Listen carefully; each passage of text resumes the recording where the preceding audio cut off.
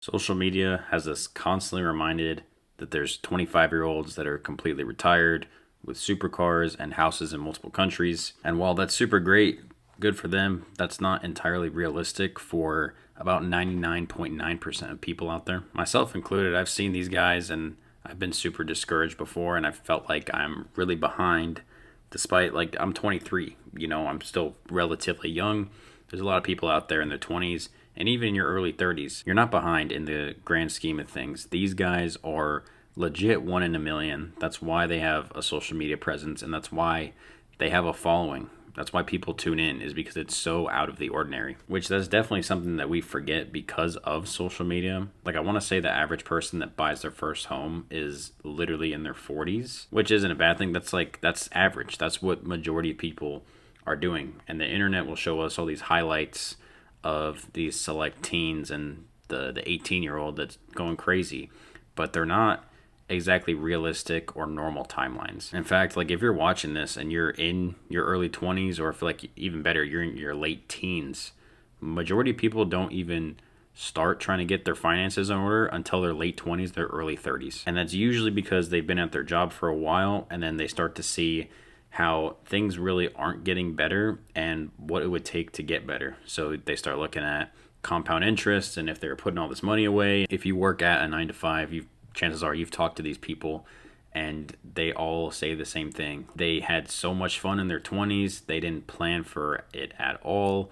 They didn't set aside any money for their future, and now they're still 50 or 60 years old working at the same 9 to 5. So if you are any of those ages that I just mentioned, and you're setting money aside, you're on some sort of financial plan, you have a rough idea of, like, what you need, what your expenses are, you're financially literate, you're literally ahead of majority of people in their late 20s, in their early 30s. That's when they're just getting started. So if you already have those fundamentals, you are going to literally blow past them. The only thing that they have that you don't quite have or haven't had yet is the time. The time has to pass, and that's where the compound interest will really start to kick in.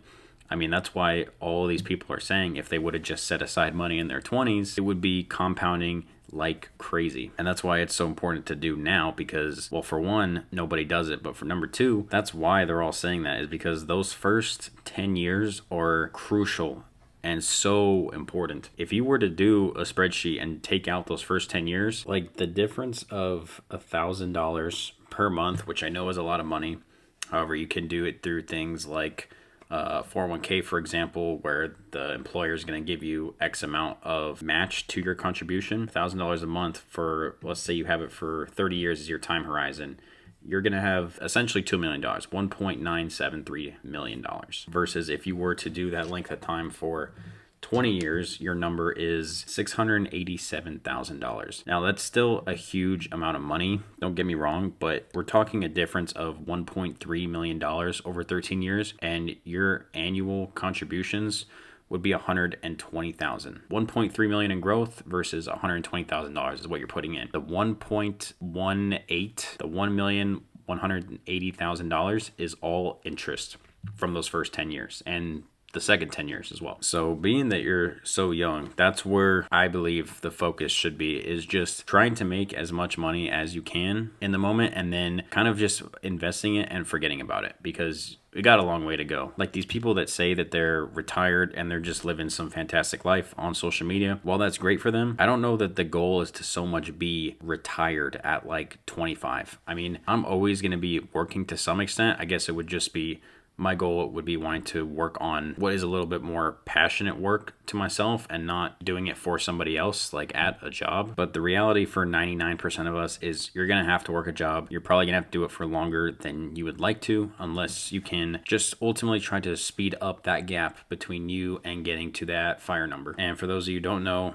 FIRE is Financial Independence Retire Early. There's a whole movement on it. There's a lot of really good information. If you haven't immersed yourself in some of that content, I will strongly recommend that you do so. This is kind of going to be along the path of what my channel takes, but there's tons and tons of other content creators that are really, really good out there. So right now is essentially that time to put that money away. And also, you have the time to where you can afford to mess up. I mean, these people didn't even start until their late 20s or early 30s. So if you are towards the younger end of your 20s, You can take the most incalculated, insane risk and you're still going to be okay. In fact, that's what I did. I left my 9 to 5 to go and do door-to-door sales, and I had some buddies that were doing unreal numbers, like making what I make in a year but in a month. And despite all that upside, it did not work out for me. There was a lot of issues where we're getting bought out and then you have to go re-sign the contract, and it ended up being a whole thing, and I completely fell on my face. Now, the good part is that I did it when I was 20 years old. So all I did was walk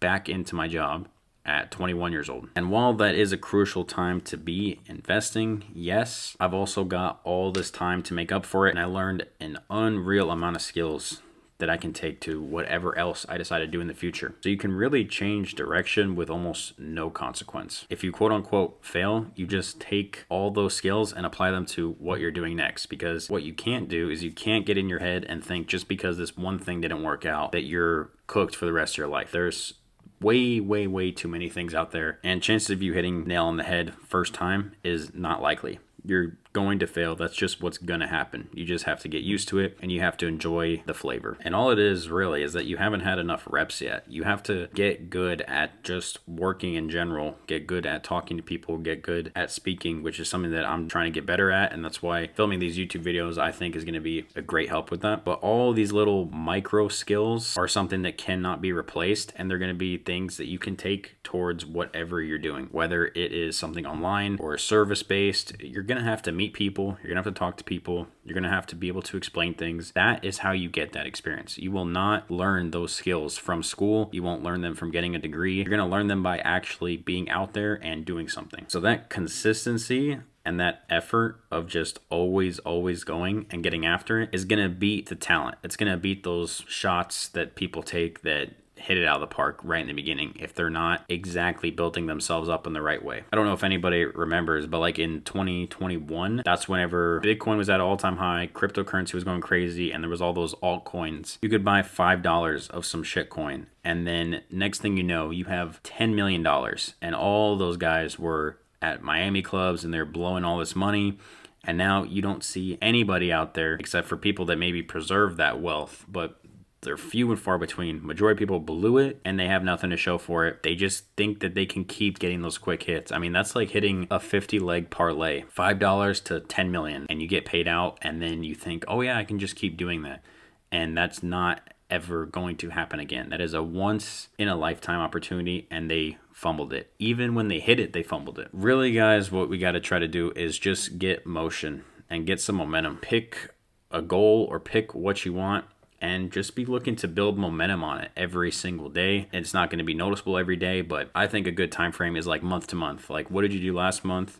Where are you at this month? And that's able to help you zoom out and see some measurable progress. Like for me, I'm doing pool services out in Arizona. And so I know, okay, well, I got 2 clients last month. I haven't lost one. They're still maintained. This month, I haven't got any clients, but I've got my Google Business optimized, and then I'm looking into running ads and that sort of thing. That's progress.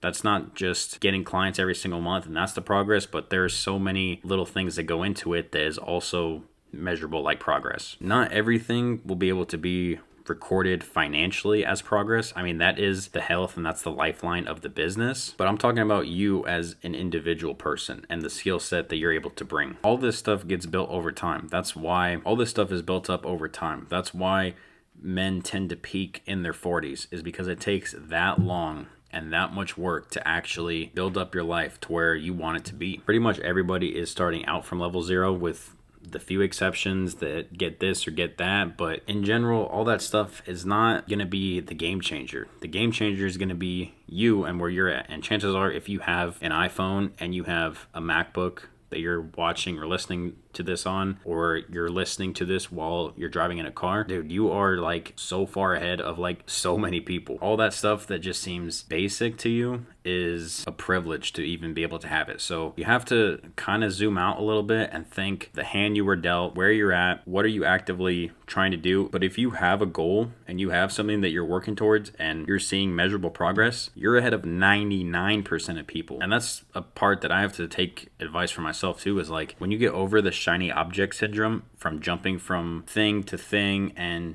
different niche and different service, and you just have the one that you're going to stick with no matter what, you're ahead of 99% of people, because everybody is doing something different every single year. Nobody can stick something out for more than 12 months. And that was another thing that I too learned from doing door-to-door sales. I said I was going to go all in, and I said I was going to give myself a year, and I gave myself 12 months exactly.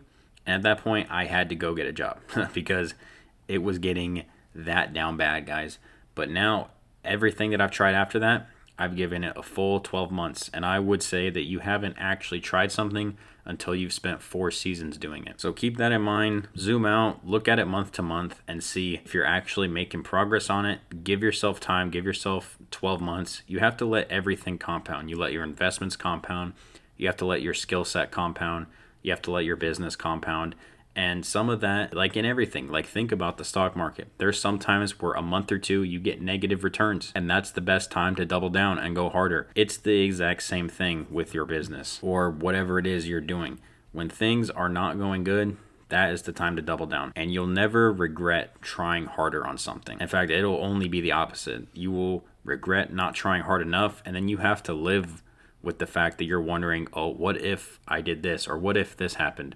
Or what if I had just done this on this day instead of being lazy, or instead of quitting, or instead of getting down on myself? Give yourself some time, stick to your plan, keep learning, keep absorbing content, because there are good content creators out there that give you a good reference and a good time to, like, you know, kind of bring yourself back down to earth and not feel like you have to figure it out tomorrow. You have time to be able to do it.